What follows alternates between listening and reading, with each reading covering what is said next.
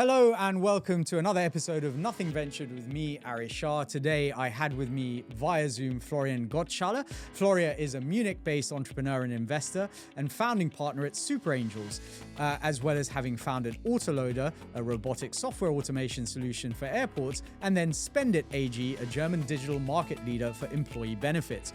Before venture, he ran fixed income derivative sales at Morgan Stanley and Bear Stearns, and he's been an active startup coach and mentor for many years. In today's episode, we talk about how Super Angels thinks about quality control in their deal flow, how they are diversifying the portfolio by diversifying the angels that they work with. If one of our super angels is, willing to invest between, let's say, 50 and 100,000 euros into a company, this is the kind of quality control we need. Why they decided to find outliers with Fund 1 and double down on them in Fund 2, and why notaries are not the real bottleneck in Germany, but rather it's the loyalty in the ecosystem that's lacking. We don't have the loyalty in the system that I see in Silicon Valley or even in Israel. Why we need more mafias in European tech, and why Europe needs to appreciate and champion its entrepreneurs. These type of entrepreneurs exist today, and I feel we don't have the appreciation for them. And Florian's contrarian opinion, forget less is more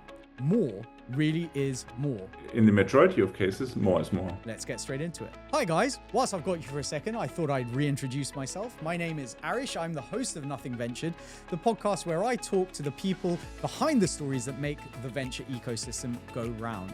I'm also the founder of Emerge One, a consultancy that provides fractional CFO support to venture-backed tech startups from seed to Series B and beyond. If you enjoy the podcast, we'd really appreciate it if you could like, subscribe, and rate wherever it is that you listen. And if you do want to get in touch with me, either about the podcast or anything else, reach out on LinkedIn or Twitter. I'm always up for a chat. Right, let's get back into it.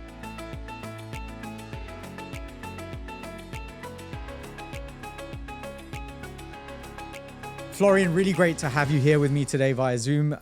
Really thankful that you're able to take the time out of a busy Christmas schedule. I know you've been traveling a bit over the last couple of weeks. So thank you for joining me.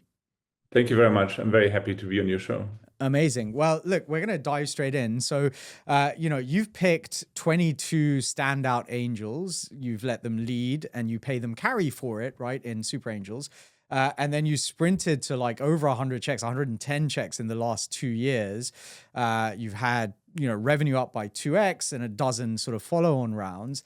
But where does quality control actually live in this system of yours? And what are the explicit kind of stop rules that beat the kind of fear of missing out when a hot angel deal kind of lands in the inbox?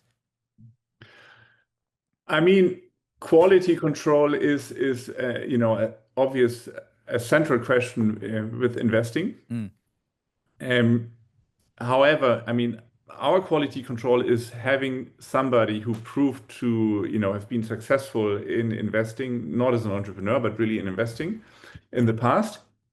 And if one of our super angels is, willing to invest between, let's say, 50 and 100,000 euros into a company, this is the kind of quality control we need, because the problem with early stage investing is that these companies are so fragile that, even a good decision cannot work. Yeah. Let's assume, you have Revolut in the early years, in the first or second year, and you have a major issue between the founders or the investors, or you have a regulatory change, or whatever happens, and so very easily a great company like Revolut can go, cannot work. And then you have other companies who have just an extremely resilient founder team, and they manage to turn away from a really bad idea into a great idea, and then somehow make it work, right? And for that reason, I'm always saying, I would not have invested probably in Zalando if I would have seen it. A friend of mine showed me the deck from Aura, the magic ring from Finland, from back 2019. I would have never invested into a hardware startup from Finland against Fitbit and Google and Apple and all these companies, right?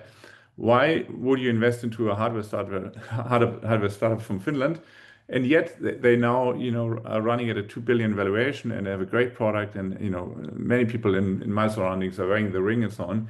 So I just realized, that what's happening within my bubble Mm, is not necessarily a good indication for good investment decisions. mm, So what we wanted to have is a distributed bubble with 22, successful minds and great minds, people that we like and appreciate. who can see the things that you don't potentially as well. Yeah, Yeah, yeah. and why should I try to? It's really, I mean, important word. Try to become an expert in AI. I couldn't, right? If Mm, we have people who've been working with it for 10 years, and if they take the investment decisions, they'll always be better mm, than mine. So this is the kind of quality control that's built in. And if you keep in mind that the probability to invest into an outlier is between, let's say, 1% and 2%. If you're really great, maybe 3 or 4%, mm, but it's very low. And if you only have 30 or 40 investments, mm. it's a different number game to compare to ours, where we are striving for 150 investments. Yeah. So probability plays a role, and you don't want to spray and pray. So this is kind of the solution we figured out for ourselves, which we think is better working, or is addressing the risk. So I think there's a couple of really, so I mean, there's some really obviously interesting stuff that comes out of this, right? So it's like having a distributed IC, right? I guess in the sense that you have multiple minds, as you put it, with specific domain expertise potentially that are both surfacing but also diligencing, I guess, the deals that you then go into, which obviously makes sense, right? But then I think that the second part of that becomes difficult is, well, what happens when you have competing deals, either within the same vertical, or even, you have two completely distinct deals, one from, I don't know, AI, one from biotech, for argument's sake. Whether or not you invest or not is a different matter. But, you've got two deals, but you're only going to invest in one deal this month or this week or whatever it is. How do you then decide between those?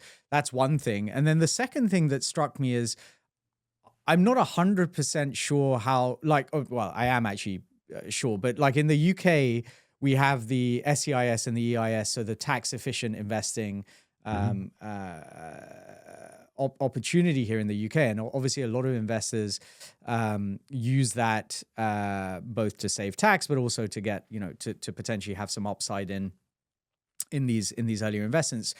I was just trying to think whether the model would work in the UK, because you have such a large volume of angels. But I guess the point is you can always find those 20 angels that, irrespective of the SEIS or the EIS, are still making those outsized returns on the bets that they're taking.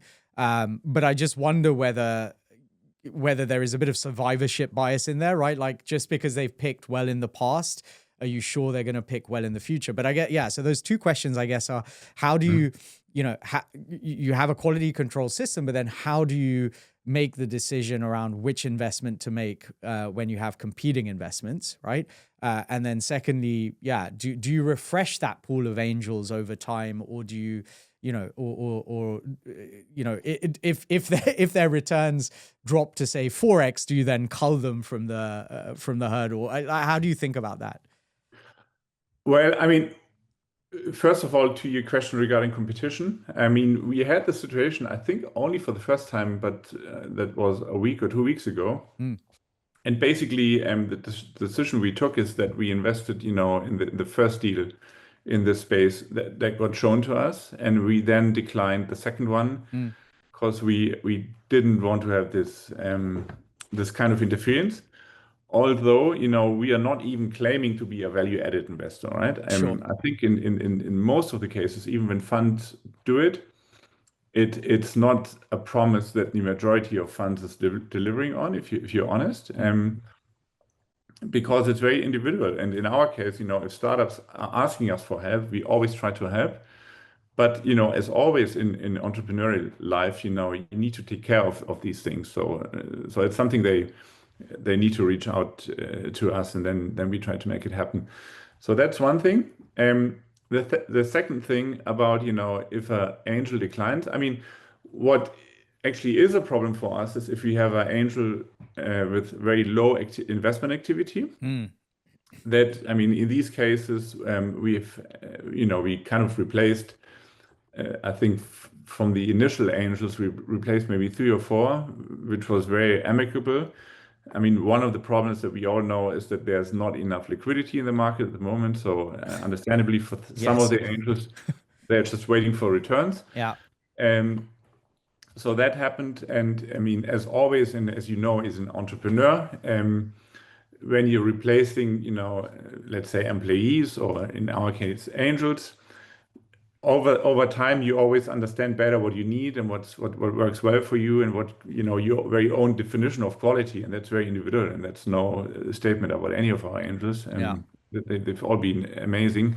But I mean, based on the experience, what works best, I mean, that helps, doing little changes to the portfolio of our super angels. And then the last part of your question, I mean, the problem with our line of business is that it's basically taking 10 years until you find out, right? So it might be bad decisions. I mean, what we see is, the quality of documentation and the kind of, let's say, the details you're discussing, is that fair? Is this based on eye level? We don't want tough clauses, but we want eye level and most favored nation clauses and other things. So that's something where we, I think, support the angels. And I think there's also one aspect, because at least in Germany, I think the number of angels who are investing both in, the frequency and also the amount, like our super angels, I would assume there are only 50 people in Germany who are actually doing this. Maybe 60 or 70, but not. It's below 100. Yeah. So the cohort in itself is narrow, right? And you would expect if you have really great, angels, potentially they then actually professionalize and institutionalize or raise funds or whatever, right? And leverage other people's capital, just much in the same way you did. And I guess one final question on this, because sorry, it's a really interesting. And I think an actually really smart way to construct the fund and the portfolio. And given that, if there are only 50 to 100 angels of this nature, certainly in Germany, obviously beyond that, if you're looking beyond that, there will be others. But is there because also you tend to see regionally people will have very specific vertical experience, etc., right? Like, so I'd expect in Germany, there's probably a bit more leaning towards sort of manufacturing and precision manufacturing and sort of high tech sort of stuff. Whereas in the UK, for example, maybe it's more fintech or whatever. So do you so if you have, again, in your 20 angels, do you look to diversify vertically as well, or is it just simply based on, okay, this angel has returned, has consistently returned 5-6x, whatever the number is, and therefore, regardless of the fact that we've got another climate tech angel within the group, we're going to include this person because they're still no, that's basically part of the idea. That we have, we're covering different verticals with the angels. And I mean, yes, we have this legacy in Germany which is currently getting destroyed, for mechanical engineering and automotive and industrial tech and chemical and all these poor industries. But we only have one super angel. Actually, it's a group of angels, but they basically are represented by one person called the OMAs. And they set up an amazing company called ProGlove, which is like a glove, which you can use in logistics, and which is directing the people with light, how they can pick things faster and do amazing things. And they exited this company relatively early for, I think, over 500 million euros. So these are our experts for everything related to hardware and software combinations. All the others, I'd say, are mostly focused on software, in this case, in many cases, B2B software, with the exception of, what was the exception? Real estate, which is, I mean, real estate, prop tech, yeah. but that's also software. Yeah. So the OMAs are the only guys, and that's very important for us to have the full broadness of experienced guys in various verticals. Yeah. Yeah. No, I think it's super. I think it's super interesting, and I like hopefully over time you'll keep adding more angels with more and more diverse sector expertise, which obviously then from a portfolio perspective gives you diversification. I just remember, I wanted to add one thing to your earlier question about these, tax incentives. Oh yeah. In my opinion, unfortunately, we have a relatively low appreciation for, angel activity and investment, and having, I mean, by nature, somehow wealthy people supporting the ecosystem doesn't have that much sympathy, and certainly no tax break. But on the other hand, my experience is that decisions which are influenced by a factor like a tax break doesn't always make the decision better. Oh, 100%. And the biggest example for that is, after the German reunification, German lawyers and dentists and various business people invested in the eastern part of Germany into apartments that partially didn't exist or weren't that great, and they all many of them were underwater for many years or lost a lot of money. So that is an example where the tax incentive are guiding you into the wrong direction. And I mean, I'd say it's an additional argument for our angels when you have all the competing asset classes, and you're still investing into early stage tech. You have a great track record. Most of them have been also a successful entrepreneur. So even more so, if they're investing their hard-earned money and all fully taxed money, which will again be taxed into startups, this is the kind of conviction that we need and that we want, and this is what we felt is giving us the best shot of quality decision. Yeah, no, look, I mean, I would firmly land on the side of the fence which says that tax incentives change the incentive structure, right? Like if you're optimizing for 75% reduction in your tax bill based on what you've invested, then your incentive is very different from someone who's investing for growth or whatever. So I've actually, I mean, albeit that I write very few and very, very small checks, I've deliberately now stopped myself from asking, is this SEIS or EIS in the UK? Is it eligible? Because actually, from my perspective, it should make a difference. Like that's a nice to have rather than a must have. So actually removing that lens, because again, you could come across an incredible business that doesn't care about SEIS, EIS, is not going to go through the paperwork to do it or whatever it is.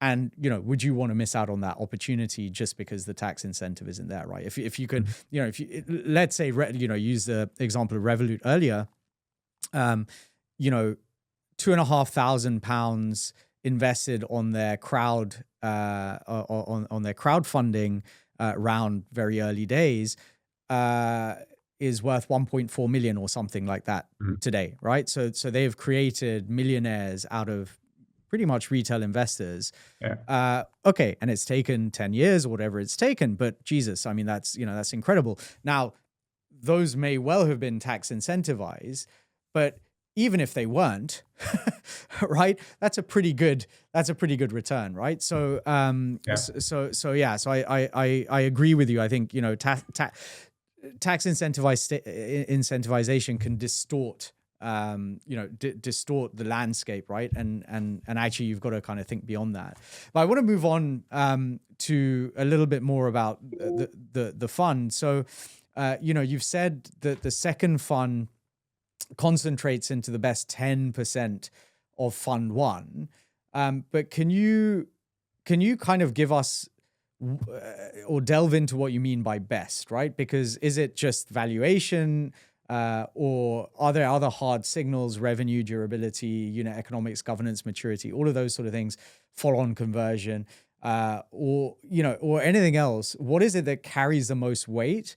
And what gets a company cut even if the round is hot? So let's say, there's a company that seems to sounds counterintuitive, but there could be a company that is out there, it's raising a hot round, maybe because it's an AI, but actually based on all the other metrics you look at isn't the best. So yeah, I'd love to understand how you think about that for Fund 2. I mean, Fund 2, which is going to be called a growth fund, will follow a model where we work, even more closely together with the angels, and we're gonna, form a group of 10 people with whom we have a, very intense dialogue.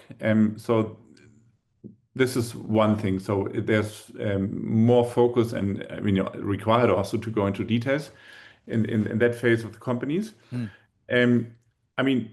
Best for us, or 10% best for us, means a combination of profitability and growth dynamic, and several KPIs, and a minimum threshold also. What we need in turnover, and it's probably going to be beyond €1 million in recurring revenues. But we'll this is like currently in the making, and we are now in the phase where we are talking and discussing with these 10 people what they, from their experience, found the most important criteria. Additionally, we don't only want to limit it to the fact that it's a company which is already in our portfolio. Okay, so we have a little space also to include companies that we find attractive outside our 150 plus portfolio from the first fund. Okay, so potentially other later stage. I mean, so there are two lines of thought on this, right? So you have a number of VCs that say, well, both angels and VCs that say never follow on, right? At best, maybe maintain your, maintain your shareholding, and then you have other VCs or investors that will say you should always double down on your winners, right? And without going into the details of the whys and the why nots, you could land on either side of that, right? Like one is based on conviction, one is based on, again, trying to ensure portfolio diversification, right? And not being overly concentrated, right? So is there a risk of becoming overly concentrated in some of these companies? Well, our basic principle is we want to find outliers with Fund 1, and we want to continue investing into them with Fund 2. It's basically, yes. If you bought Bitcoin at, I don't know, $100 each, you don't need to buy more, Yeah. And then at the same time, I was listening to Alex Frankenberg, the guy who was running HTGF, this big German fund. Yes, we've had Tanya Emmerling on from HTGF. Oh, brilliant, brilliant. So and he just left HTGF after 20 years, but he's a big advocate for Bitcoin. Yeah. And he told us recently that he had a practice where he bought, I think, Bitcoin basically on an hourly basis, and then he slowed it down a little bit on a weekly basis or so. So he wants to average things out. And my assumption is that he also didn't buy Bitcoin at $100 each. So this is the principle that we feel makes most sense. And if we take the example of Revolut, yes, if you were investing with them really early on, but which probably didn't happen, because if not, they would not have made a crowdfunding round. So there wasn't probably an institutional early investor. Then I think all of these guys were mostly happy to keep continuing investing into Revolut over time. And then, we're all entrepreneurs. At the same time, it's also nice to see how these companies develop, right? Sure. And I think at this stage, we can actually, support them. Alex, my co-founder, he founded a company in Germany called Windeln.de, which is like diapers.com, which was the German equivalent. And then they they IPO'd it, a few years later. So he has a tremendous amount of operational experience and from other experiences. And I set up Spannet, which from zero to basically over 10 million in ARR. I've also seen like a lot of experiences what can go wrong and what doesn't work and what's difficult and all these things that happen. So this is also, I think, part of our entrepreneurial itch, then helping to support these companies to grow further. And that, in our view, is more possible when you have a portfolio of, I don't know, 20, 30 companies, which will be the case for the second fund rather than for 110 companies. But I also, yeah, so I mean, no, I think it makes sense actually, because again, I was just thinking about it whilst you were talking, right? So obviously if we're writing 50 to 100,000 euro checks up to 300K in that fund one portfolio, you're coming in at the earliest stage, right? Presumably you're coming at pre-seed, potentially pre-product, certainly pre-revenue, et cetera, right? So if you're coming in at pre-seed and you see those outliers, actually, yeah, doubling down at, their seed round or their series A or whatever it is, potentially does make sense, right? Because, and also depending on whether you're able to get favorable terms or however it works. But I think it probably makes less sense if you're kind of going Series A to Series B or C to Series A or something like that, where valuations already have started creeping up, right? But I guess the other part of the question there is, we would all hope that of the 150, all of them are going to be successful. We know that that's not necessarily going to be the case, of course. And it comes back to that quality, not only quality question, but timing question, right? Because you have to be careful that you don't double down in too many too early, because you need to give them time to grow. And obviously, whenever your entry point will make a difference based on, if you were deploying at the end of fund one, let's say in 2023, those companies may take a couple of more years to mature to where it makes sense for fund two. So again, how do you think, what you were talking about with the Bitcoin is basically dollar cost averaging, right? Like, are you thinking about it from that perspective? You basically take the longer term view across, the next 5-7 years to look at that fund one portfolio and come in where appropriate? Or how do you think about that from a timing perspective? Because, you may well have out of your 150, 50 that makes sense, right? So do you write smaller checks into each of them, or do you, how do you think about it? What's amazing is that even, these super famous funds from the US, as far as I know, still have a similar distribution, out of 10 investments, 2 are great. Yeah. I don't know, 5 are not making it, and 3 are okay to, power law is power law, irrespective power of that. Yeah. So, I mean, I'd be pleasantly surprised if 50 companies out of our 150 plus are doing great. And then, early on you asked me about which my favorite companies are, and I think this becomes more accentuated over time, as the companies grow.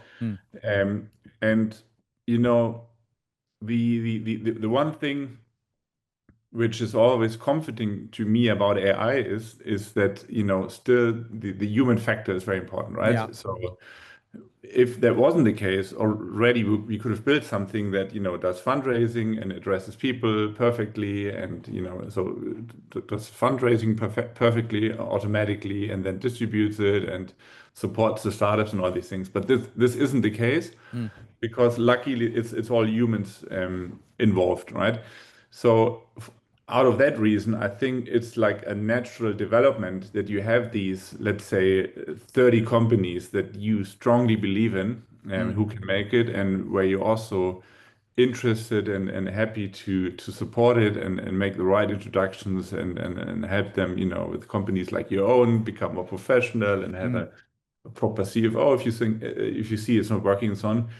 So this basically comes naturally, I would say, and it would be a luxury problem, right? If you have, it's a good problem to have. Yeah, 100%. It's a very good problem to have. Yeah. But again, I think we won't be an exception to other funds, and I think this is also, I mean, this is also the kind of discussions which I'm really looking forward to, right? Going into the business models, understanding how the angels look at them, challenging with a bit more outside view how we, think what could be important and not. So I'm looking for a very interesting ride. Yeah. Okay. I want to change tack because over the course of the last year, I think, certainly the beginning of the year, I found that on this podcast, I was getting a bit sort of doomy and gloomy about the future of Europe and some of the challenges that we have, right? So I want to tackle this in kind of two separate sections. But Europe and certainly at least Germany, the real bottleneck is not the reliance on notaries, right? Like there are the memes about, needing to sign 100 documents in person. Sadly, I believe it true. I think you've just come from the notary yourself, right? Yes. But you've argued that the bigger challenge, the bigger drag is cultural, right? It's the risk aversion, it's the hostility to new wealth, which, again, you and I have talked about previously. It's the locked up pension capital, right? So, a tremendous amount of liquidity or funds that are not being deployed into early stage asset classes, as well as your own run-in with policy when you were building Spend It, right? So if you could force one change tomorrow, right? If there was one thing you could change tomorrow which unlocks the most value for Europe the fastest, what would that be? Well, I mean, to like answer the first part of the introduction of your questions, I mean, the notary is something like, I've spoken to people who said, I'm not going to move into the fourth floor because moving in and out is so difficult, right? I mean, yes, you can have this this approach. So for me, this is, I mean, it's a bit annoying, although we have a really cool notary in Munich, and it's always fun to meet him. So that is not our biggest problem. I think the two problems that we have, at least in Germany particularly, is A, we don't have the loyalty in the system that I see in Silicon Valley or even in Israel, which helped grow these ecosystem to like tremendous value and very impressive companies and very helpful companies. That's one thing. What I mean by this is like you have great companies like, let's say in Munich, maybe Personio or Celonis and all these guys, like billion companies. And as they grow bigger, I mean, always the Americans come in and fund the later rounds. This is the kind of loyalty where I'm a bit envious about our mafia system. I'm not talking about Italy in this case, but about like the PayPal mafia from Silicon Valley. So these guys were supporting each other over like now probably 25 plus years, in building great companies. Yeah. And I mean, I've heard that Palantir had needed like significant money injection rounds at least 2 times in the last 17 years. And it also took 17 years to turn it into what is it, like 180 billion plus company, and a lot of conviction and people like Peter Thiel. Actually, also one of our angels was a seed investor in Palantir. Okay. But that took, this overnight success also took 17 years. And so this loyalty thing is or the missing mafia is one aspect. I'm pretty hopeful actually because there's something great developing in a region in Germany called Heilbronn. It's near Stuttgart. And the founder and owner of Lidl, like this huge global discounter chain, he's investing significant amounts into creating an amazing campus and attracting talent from all over the world. And there's enough capital, and so this is very promising. And like wanted to make you aware that this is happening. I mean, to a little bit smaller extent, this also happened in Munich with one of the heirs of BMW. Her name is Susanne Klatten, and she founded TUM, an Unternehmertum, which plays a central role in the German tech ecosystem now, in founding companies, helping them grow, and also funding them later on. So that's one aspect. I mean, it always only would require a few billionaires to change it, right? I mean, it's their attitude, but when we have these German billionaires, and there's quite a few, investing into, I don't know, Andreessen Horowitz and Sequoia, which are great funds, and it's difficult to get in. But it would be nicer if that money would stay in Germany, and if we could, form our own ecosystem, which we have partially, but which is just letting out talent and then investment opportunities into other, ecosystems, basically. That's one side. The other side, which I find more difficult, and it'll take a long time to change. And unfortunately, I think we're not at the point yet where we have this pain level where we like mutually agree in Germany that we need to change this, is our attitude towards risk, right? I mean, if you look at the payouts that you have as a founder, even as a successful founder, you have, I mean, a high payout with a high amount of risk. If you compare that to a job at BMW and Siemens and Munich Re and Allianz, all DAX companies, the probability that you're getting these returns that you're getting the salary is relatively high, and the salary is also very decent meanwhile. So becoming an entrepreneur is relatively seen unattractive if you look at it from a probability point of view, with the 10% that make it into a great exit.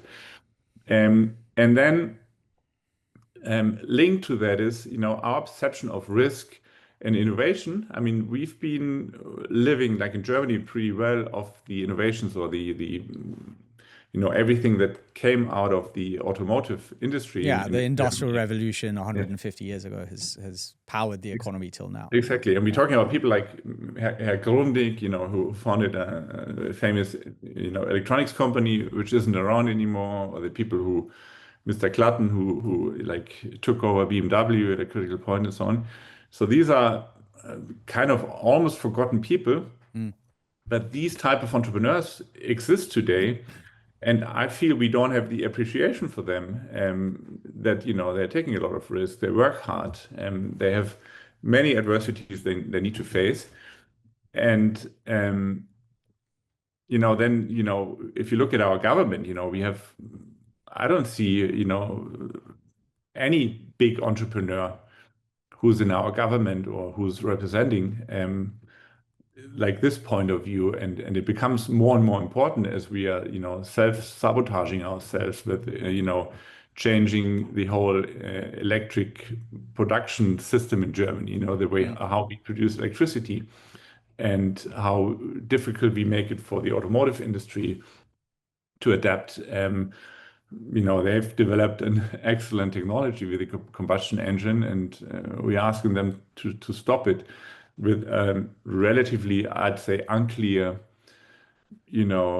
assessment of what, an electric car does to the environment. If you look at everything, including the production process, mining, production, etc. Yeah.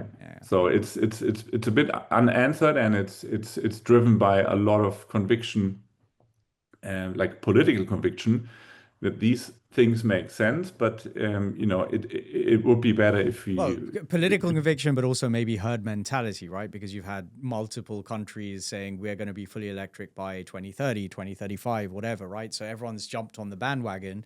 We're seeing it now even in the UK. The government, pushed everyone to buy, incentivized, again, those tax incentives, right? Incentivize people to buy electric cars. And then suddenly realize that, now there's, we've said there's going to be no new diesel, petrol cars or whatever it is sold, post 2030 or whatever the date is. I can't remember offhand. So like, we better start taxing. we better start taxing these electric vehicles, because now now we don't. We're going to lose that whole chunk of revenue that we were earning previously. So again, I think, this comes back to what you said earlier. It's incentives drive outcomes. And sadly, I think certainly at a political level, those incentives are so short term often that, they do more harm in the long term than good. And I think what you're describing is you're almost a willful destruction of an industry without actually understanding what the trade-off is. I mean, as a civil servant, you have a you're living in a different world, right? I Mm, mean, I'm accepting the fact that I'm not living in the, I don't know, biochemical world, and that's why we work with people who understand it, right? But sure. in our government and in our administration, this is dominated by civil servants, right? I Mm, mean, in the German Bundestag, we have three-quarters are civil servants, right? They are teachers and come from different lines of business. But what we basically would need now is more like a risk appetite and a higher tolerance for just giving it a shot. And this isn't something that we have at the moment. And it's boring, and the results are terrible at the moment. I mean, if you look at our economy, it's basically shrinking. Yeah, I mean, mm. we have a growth perspective for next year, which is at 0.9% at the moment. And the reason why it's that is because we have more public holidays who are on weekends next year. I mean, this is driving. So the calendar is driving Germany's economical performance at the moment, and that's pretty sad. That's so bad. I, I shouldn't even laugh about it, but this is, No, but I mean that is laughable. I mean that is worrying, and it feels like, I mean, the UK has different problems, but similar at the same time. But they're all driven by the same thing. We seem to have, in Europe, but in the UK certainly, and it sounds like in Germany as well, we've lost sight of how a growth engine can drive everything, right, and everybody up rather than dragging everything down. And I think yeah. it's you talked about the mafia and the need to create more of these tech mafias. And mafia is such a, exactly as you say, like, sadly, we have such a, it has a negative connotation for obvious reasons, right? But Yeah. if you think about it as a flywheel, Yes. where you have founders, employees, returning capital to themselves, those exiting the capital, then becoming available for them to become angels or LPs and funds, and then Yeah. they're funding more, et cetera, et cetera. And you just have this positive flywheel effect where everything is growing. And of course it takes time. But to your point, when so many of those founders, employees, et cetera, actually head off to the US, or it's the pension funds in the US that are benefiting because, the growth capital's in the US, and, ultimately they're the guys that are investing the bigger checks, et cetera. We just, we keep losing that talent and that ability. And since you mentioned it, right, in Germany, pension funds are not allowed to invest into venture or to an Yeah. extremely limited amount. Same in the UK. Yeah. And if you look at a tiny, lovely country like Norway, right? Mm. This is like an outstanding example of how they invested their money, which comes from natural resources, which is a very clever way, just like Dubai is doing it, right? Yeah. And the So you UK have could have, for example, but didn't with the North Sea You could gas. have done it, and Yeah. we could have done it with some of the money that we generated from the automotive industry, for Yeah. instance, right? I mean, Yeah. there's enough money around, but if you invest it at, I don't know, 1, 2, 3%, this is creating many problems, right? I mean, we have a huge problem with our pension benefit system here. There's been a huge discussion going on in Germany how this should be sustained or changed and so on. And they decided to basically sustain it and just put more and more money into it. And we have like 50% of our budget is now going into social welfare. And it's pretty obvious, I think, to everybody who's ever been involved with a company. But if you're only on the receiving side as a civil servant, I mean, You this is don't. Yeah. basically, it's unlimited. It Yeah. feels like unlimited, Yeah. right? I mean, and changing that is very difficult. Um, but as you said, you can make it into a self-sustaining system, which generates money and reinvests it and so on. But we would need a little help from our politicians being able to build that type of system. And so far, I don't see any kind of mind change. Yeah, I guess the only thing I can say is that it's heartening to know that the UK isn't the only the only place with these problems. I mean, these are the same things that we're grappling with time and time again. I mean, like, everything that you said there is part of the malaise that we're seeing here. And of course, there are people that are trying, trying to drive politicians. Think about Andreas Klinger, who's obviously driving Europe Inc., right, and trying to create a single entity for Europe to make it easier, to navigate, rather than having to set up 30 different entities, if you're deploying in Europe, etc. But like, all of this is difficult. It requires political will, but it also requires political understanding, or understanding more generally. And to your point, civil servants tend not to understand this. They haven't been entrepreneurs. They haven't, been at the coalface of building a business. And, it requires people like you, people like me, people with a platform, whoever it is, to really get out there and kind of, shout from the rooftops, why this is important. I want to wrap up, Florian, if I may, with a couple of questions that we ask all of our guests. So the first is, what is one contrarian opinion you have from, or contrarian conviction you have from any area of life, whether that's work, politics, socially, or at home? Well, there's like a few sayings that are taken for granted, like less is more. In my example, in the majority of cases, more is more.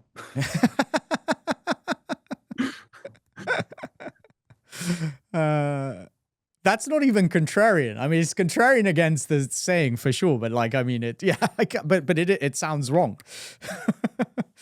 What? Give me an example of why. Like, in what area are you thinking of when you're thinking that? It's a bit unrelated. I think, we also have a tendency of taking away things that people like, again, this is something which I feel is stressed by AI, stressing like what's human, what people really like. And let's take the example of drinking alcohol, right? I mean, I don't need to encourage anybody in the UK to drink more, I guess. But we have this tendency, and I heard Scott Galloway talk about it, that it's been something for young people, which is just a lubricant in a way to, for social interaction and getting to know people. Yeah. And same as smoking a cigarette, etc. Yeah, you bond over it. Yeah, I'm sure if you drink with moderation, I mean, your liver will somehow recover from your, the years in the 20s. But I think we shouldn't just limit ourselves to only, being on mobile devices and work and think about work and all these things, but getting out, meeting people. Yes, I mean, it is also about drinking. It's like the Oktoberfest. Sometimes there's a misconception that it's about drinking as much alcohol as you want. No, it's about meeting new people, meeting old friends, having a good time. This is why we should be working and living. It's so last week we had Jessica Butch on. Jessica was the founder of Blipper, which was an AR company here in the UK. I think raised over $100 million in the mid-teens. She was the co-founder. Anyway, but she's now started a company called Scrollerware. So she had kids, and I think, I think this always happens, right? How do you progress towards analog? So tech is really important, and it's, thoroughly embedded in all of our lives. I don't think anyone's suggesting that, get rid of the iPad, the laptop, and the telephone. But exactly to your point, like, how do we create more human interaction, especially in a world which is moving more technologically? I mean, a very good example of this is I don't drink, but I don't stop myself from going out to where other people are drinking and enjoying drinking, because actually, you can still have fun, right? Like, I mean, and equally, this podcast is another good example. I get to sit in a room with with really interesting people and spend an hour and a half talking to them about random stuff. Well, not so random stuff, but stuff. And that is a far better, even if it has nothing to do with my life, my business, or anything else, it's still, far more interesting and human to do that than, to sit and doom scroll on Instagram or whatever app it is. So no, I do understand. And I think it actually is a shame. I've seen it with my kids as well, the younger generation. They really are suffering from this malaise, right? Where that human connection is not disappearing, but it's shrinking, right? Like, and their worlds are moving more and more online. So encouraging that, and this is why, as you say, festivals like Oktoberfest and things like that are super important, because they remind us of that human connectivity. And finally, so whilst I think I can say that we've probably learned a lot about you, if we can get to know the real you, what is something that moves you emotionally? I've just, heard about a situation about a guy in the US who's like 88 years old, and he's like, I don't know, one of the influencers could talk to him, and they noticed that at his age, he's still working 5 days per week, 8 hours. And he's in debt by $225,000 because he had to provide for his wife. And, he worked for, I think, General Motors until 1999. And then back in 2012, when they went insolvent, they cut his pension and his healthcare system. I mean, this, and additionally, he's a veteran. So this guy, stories like this of people who try to just participate and provide their share, right, over a lifetime, and then if that gets taken away from them, or they get put into a position where they need to work when they're 88 years old, that really moved me recently. And then with all the complaining I have about Germany and how we treat technology and risk and so on, I'm still grateful that we have a system which is still very human and which helps people like him, and maybe I'll be in the position also when I'm older, that that still something like this matters, and we get taken care of or supported in Germany, and that's a big achievement. And that is something, with all the money that we have in the American ecosystem, in the tech ecosystem, these things, I think, happen in a larger scale in the US than over here. And I think we should be grateful for that. And in order to be able to afford it in the future, we need to make a few changes to our ecosystem and the way we think about, growth and production and innovation and all these things, because, I think everything needs to be changed, that this can be unchanged. Yeah. So social democracy has worked for a long time in Europe. And it feels, again, sadly, this isn't a political podcast, but it feels like we're on the cusp of lots of changes. And I think there are some things that it would be very sad if they did disappear. And like, I 100%, I mean, I have elderly parents, elderly uncles and aunts, and, the fact that they can live and be seen, and I can complain about the fact that it may take them 6 months to see a doctor in the UK, or it takes a while to go, but they can still see them, and they don't have to they don't have to suffer the indignity, it sounds like, of this gentleman almost in his 90s having to work to pay off medical debt. That is incredibly sad and inhumane.